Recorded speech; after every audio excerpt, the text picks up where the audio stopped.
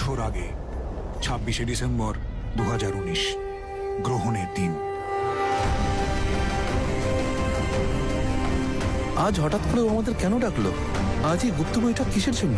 জানি না, প্রফেসর বলছিলেন কিছু পরিবর্তন হতে পারে। 2020 এমন একটা বছর যেখানে সব বদলে যাবে। এমন কি বদলে যাবে যার জন্য গুপ্ত বৈঠক, যা 100 বছরে একবার হয়? 42 বছর আগেই তো হলো। হঠাৎ করে প্রফেসর আমাদের ডেকে কি বলতে চান? নিশ্চয়ই কোনো বড় কারণ আছে। কারণটা কি প্রফেসর, যার জন্য আপনি ব্রহ্মাণ্ডের সমস্ত মুনি ঋষি, সন্ত, জ্ঞানী, অন্তর্যামী আর অঘরীদেরকেও ডেকেছেন?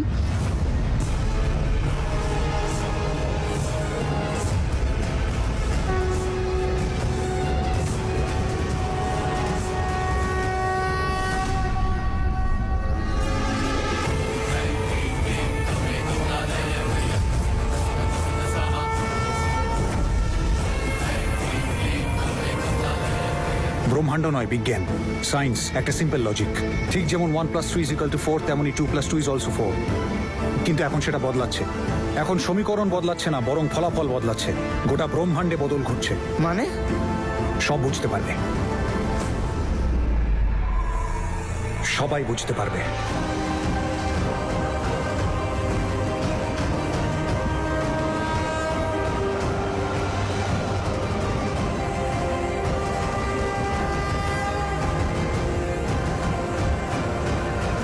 ও জানতে পেরেছে 2020 বর্ষটা প্রকৃতি বদলে দেবে, জগৎ বদলে দেবে। সমগ্র পৃথিবী জুড়ে এক বড় সংকট আসতে চলেছে। হ্যাঁ, ও তো এটাই বলছিল, কিছু একটা বদলাতে চলেছে। ব্রহ্মাণ্ডের সমস্ত ধর্মগুরুদেরকে নিমন্ত্রণ জানিয়েছে, কারণ সৃষ্টি বদলাতে চলেছে, ভারত বদলাতে চলেছে। প্রফেসর এমন কি জানতে পেরেছে যা আমরা জানি না? ব্রহ্মাণ্ডে এমন কি বদল আসতে পারে? আপনি তো জানেনই, প্রফেসর বাবু অনেক বছর ধরে খোঁজ চালাচ্ছেন কিভাবে সৃষ্টিতে বদল আনা যায়।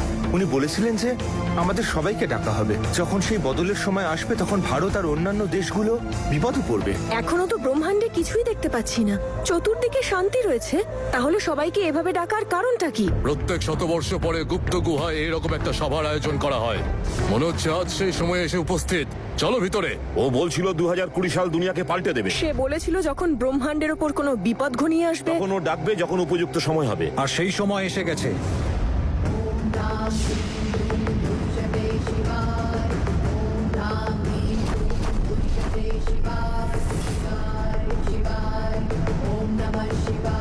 সবকিছু বদলাবে, সবকিছু। 2019 এবং 20 পার্থক্য মানুষ এইবার বুঝতে পারবে। 2019-এ যা হয়েছে তা 20-তে হবে না, আর যা 20-তে হবে তা 19-এ কখনো হয়নি।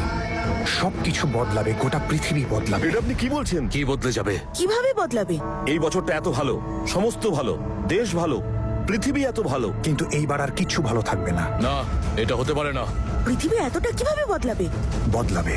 আরে এইভাবে কিভাবে বদলাবে? আরে আপনারা শান্ত হন, শান্ত হন। আরে প্রফেসরের কথাটা অন্তত শুনুন। কেন শুনবো? অকারণ আমাদের ভয় দেখাচ্ছেন। আর গ্রহ নক্ষত্র আমরাও দেখেছি।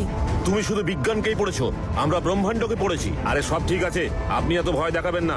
চলো সবাই চলো। আপনারা আমার কথাটা তো শুনুন। আমি জানি তাই আপনাদের বলছি। কি করে জানো? কারণ আমি দেখেছি। কি দেখেছেন?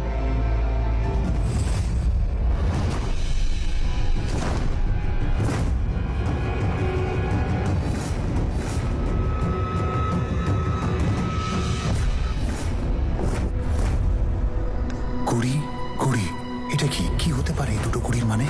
এটা কি 2020 সালের কথা?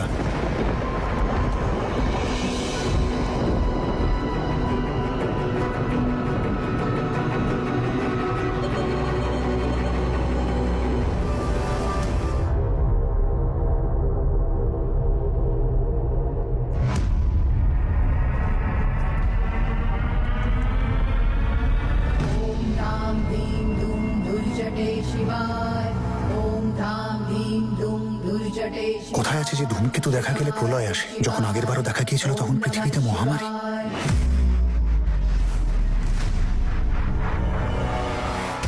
এমন কি ধ্বংস হয়ে যাবে? আর আপনার কথা মানবই বা কেন? এই সব কিছু ক্যালকুলেশন করেছি আমি। আর তারপরে বিশ্বের সবচেয়ে প্রাচীন মন্দির, তার সামনেই সমস্ত রহস্য লুকিয়ে।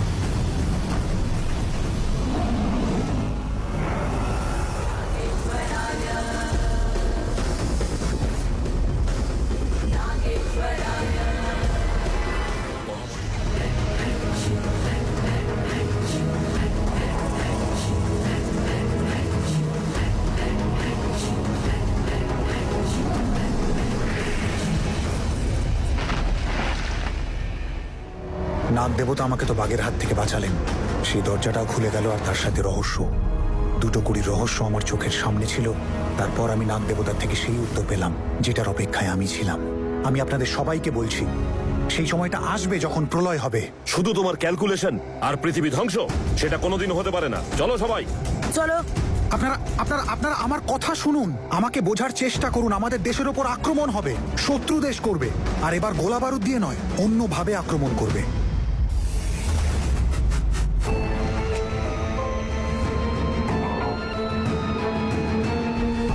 এসব কি? হ্যাঁ, একটা সিম্পল ল্যাব। এই ল্যাবের সাহায্যে শত্রু দেশের সাথে কিভাবে লড়বো? কে আছে আমাদের সাহায্য করার? চিঙ্গিস্তানের সঙ্গে ভারতের অনেক বছরের পুরনো শত্রুতা, আর আমরা চাই পৃথিবীতে এই মহামারী ছড়িয়ে পড়ুক, আর ভারতে যেন সবচেয়ে বেশি ছড়ায়।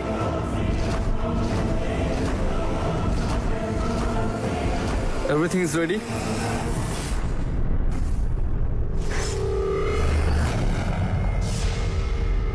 পিতাল্লাহ বললে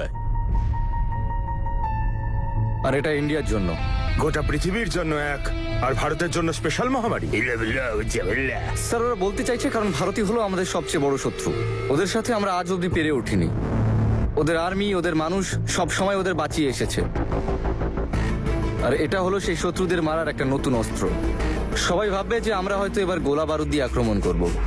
না, এবার আমরা আক্রমণ করব একটা রোগ দিয়ে, মারণ ব্যাধি রোগ।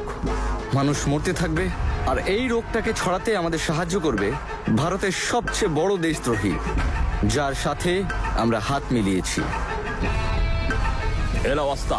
বস, উনি বলতে চাইছেন যে এই লিকুইড এতটাই পাওয়ারফুল, এর এক ফোঁটা পুরো নদীকে বিষাক্ত করতে পারে। এই রোগ ছড়িয়ে পড়বে শয়ে শয়ে, হাজারে হাজারে, লক্ষ লক্ষ, কোটি কোটি লোক, আর এইভাবে আমরা ভারতকে ধ্বংস করে দেবো। ভারত নিজেই জানে না যে তার নিজেরই লোক এই মহামারী ছড়াতে আমাদের সাহায্য করছে। এইবার আমরা গোটা পৃথিবীতে এমন মহামারী ছড়াবো যে আমরাই হব সর্বশ্রেষ্ঠ। আমার কথাটা তো শুনুন। হে মহাকাল, কিভাবে আটকাবো এই প্রলয়কে? কিভাবে বাঁচাবো সবাইকে?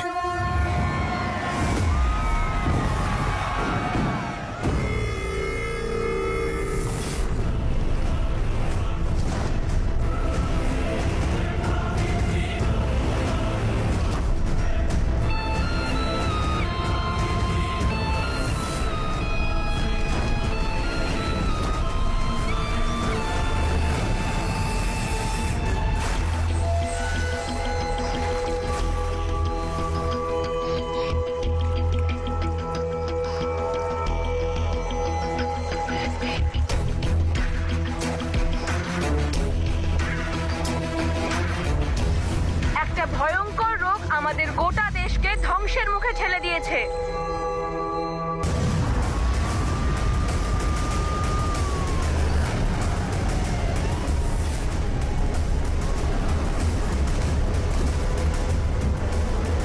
জানুয়ারিতে 10 জনের মৃত্যু, 15 জানুয়ারি 50 জনের মৃত্যু, আর 22 জানুয়ারি পর্যন্ত 100 জনের মৃত্যু ঘটেছে। এই রোগ খুব শীঘ্রই মহামারীর আকার ধারণ করবে।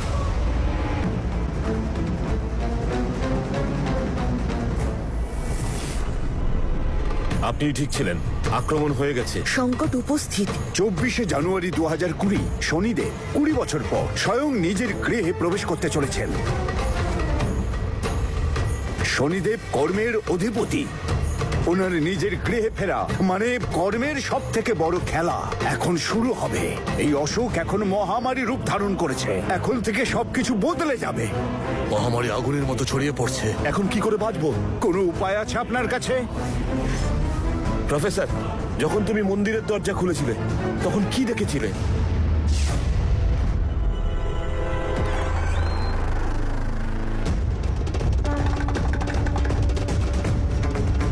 প্রলয় অমৃত মন্থনের সেই দৃশ্য যেটা কোটি কোটি বছর আগে হয়েছিল, সেটা আবার হবে। অসুর আর দেবতারা লড়বেন, আবার কাউকে আসতে হবে সেই বিষ পান করতে। প্রলয় আসবে।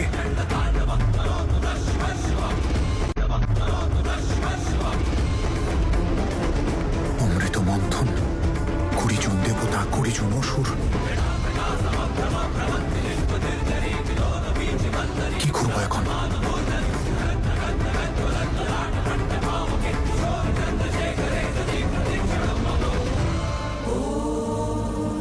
শেষনাগ পৃথিবীকে কিভাবে বাঁচাবো, কি করব? যদি এই মহামারী ছড়িয়ে পড়ে তাহলে দেশকে কে বাঁচাবে?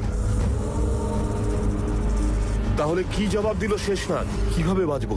কে আসবে? দেশকে কে বাঁচাবে? সে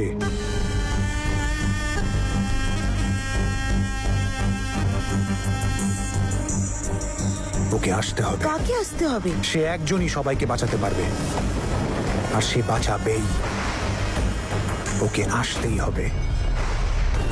তা সে স্বেচ্ছায় আসুক অথবা তার ইচ্ছার বিরুদ্ধে, সেই ইচ্ছাধারীকে আসতেই হবে। কে সে?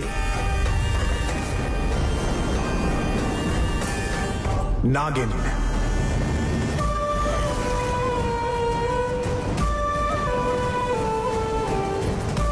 আসতেই হবে ওকে। ওর সাথে আছে মহাদেবের আশিস। ও পান করবে আসুরিক বিষ। সব সমস্যার সমাধান। সে এক সর্পনারী।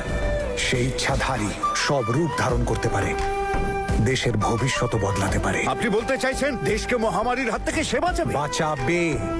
ও আসবে। এবার নিজের নয়, দেশের জন্য প্রতিশোধ নিতে অবশ্যই আসবে। শেষ নাগিন অবশ্যই আসবে। সহস্রাধিক নাগ রানীর শীর্ষে এক শেষ নাগিন। শেষ নাগিনদের শক্তি থেকে তৈরি সর্বশ্রেষ্ঠ শেষ নাগিন। কিন্তু শেষ নাগিন তো সামনে আসে না। ওকে ডাকতে হবে, কিন্তু তাকে বাইরে আনা তো খুব মুশকিল। কিন্তু অসম্ভব নয়। কিন্তু সে আছে কোথায়? নীলগিরি পর্বতের পিছনে মাটির তলায় সে আজও বিরাজমান।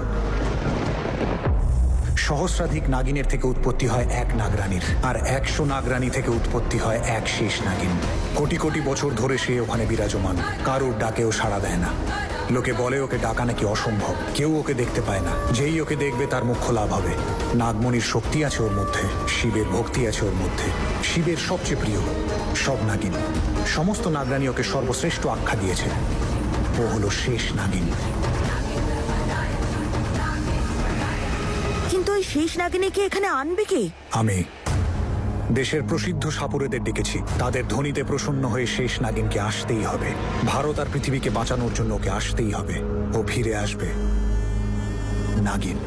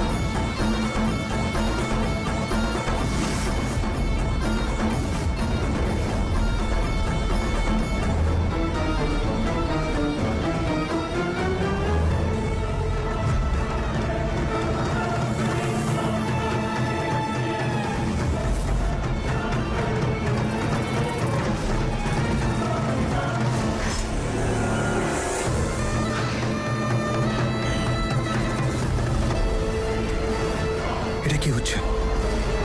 ও ক্রুদ্ধ হচ্ছে। ওর চেলারা এসেছে আমাদের আটকাতে, কিন্তু ও নিজে আসছে না।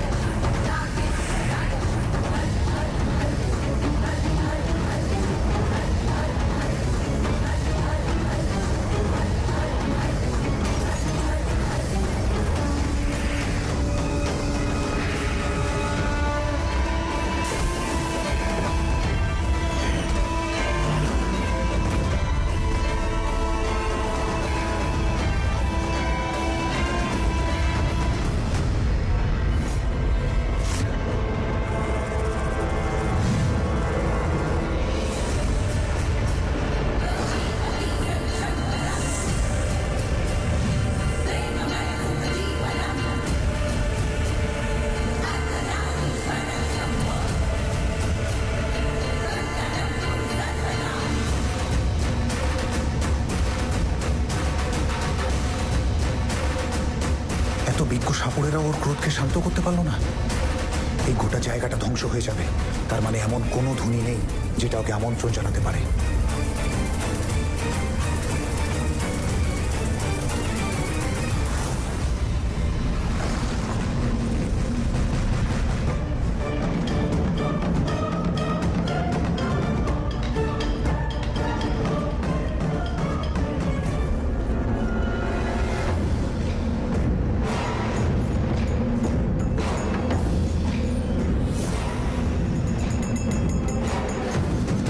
পেয়ে গেছি রাস্তা, পেয়ে গেছি রাস্তা। ওঠো ওঠো। ও একজন নাগিন। ওকে শুধু দুটো জিনিসই বের করতে পারে, এক ওর গুরু মহাদেব, নয়তো ওর দেশের মাটি। ওকে এখানে আমন্ত্রণ জানানোর জন্য মহাদেবকে তো আর আমন্ত্রণ জানাতে পারবো না, কিন্তু এই দেশের মাটি ওকে অবশ্যই টেনে আনতে পারবে। বাজাও।